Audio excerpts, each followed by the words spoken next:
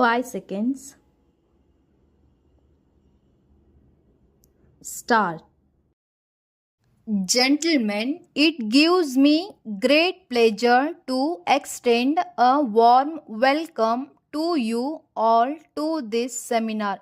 I know that all of you present here today have rich experience in the field of education. The present system of education had been evolved several decades ago. I am sure, therefore, that all of you will have felt that need for changing the system to suit to the changed conditions of our society. Your rich experience in the field will go long way in evolving a new pattern.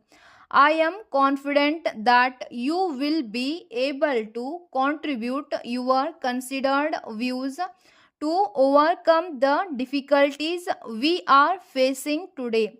If you apply your mind seriously, you will be able to evolve a system of education that suits to our requirements today. I know that it will not be possible to bring about any reformation immediately, but with your cooperation, I am sure it could be done in the near future.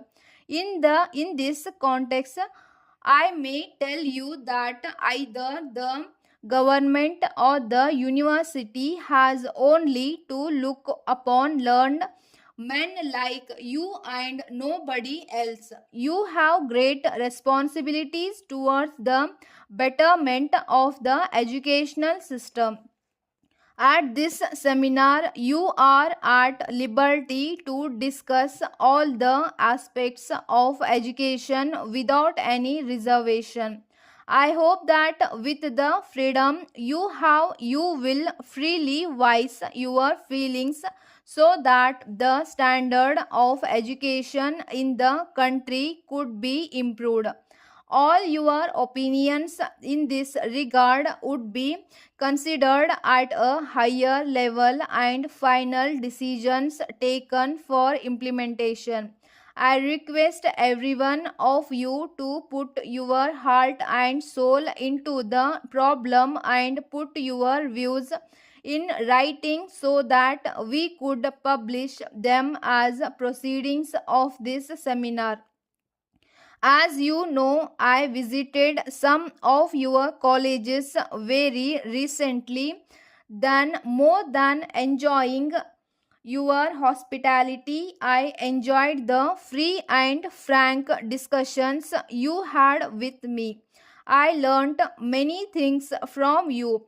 It is only then that I thought of a seminar of this type where all of us could come together and discuss the problem facing us in a free atmosphere.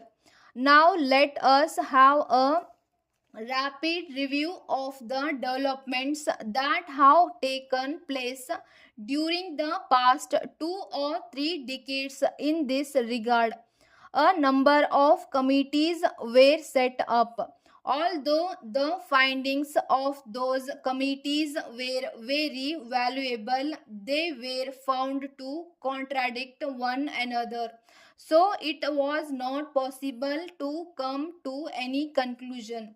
Therefore, what I wish now is that all of you put your heart and soul together and suggest the lines on which the future education policies of the country should be based. In this connection, we would have to take into account the ever increasing number of students seeking admission into our schools and colleges, which has resulted in a fall in the standard of education. We have to consider whether higher education should be made available to all or only to the talented. On the teaching side, the methods adopted are very old. a dedicated teacher and the willing student from very good partners in the process of learning. So, all the necessary aids should be made available to the teachers and the students. The next point that we have to consider is the system of examination. In the opinion of many eminent men, the present system of examination only tests the memory of students and not their talents. By means of examinations, we should be able to recognize their talents.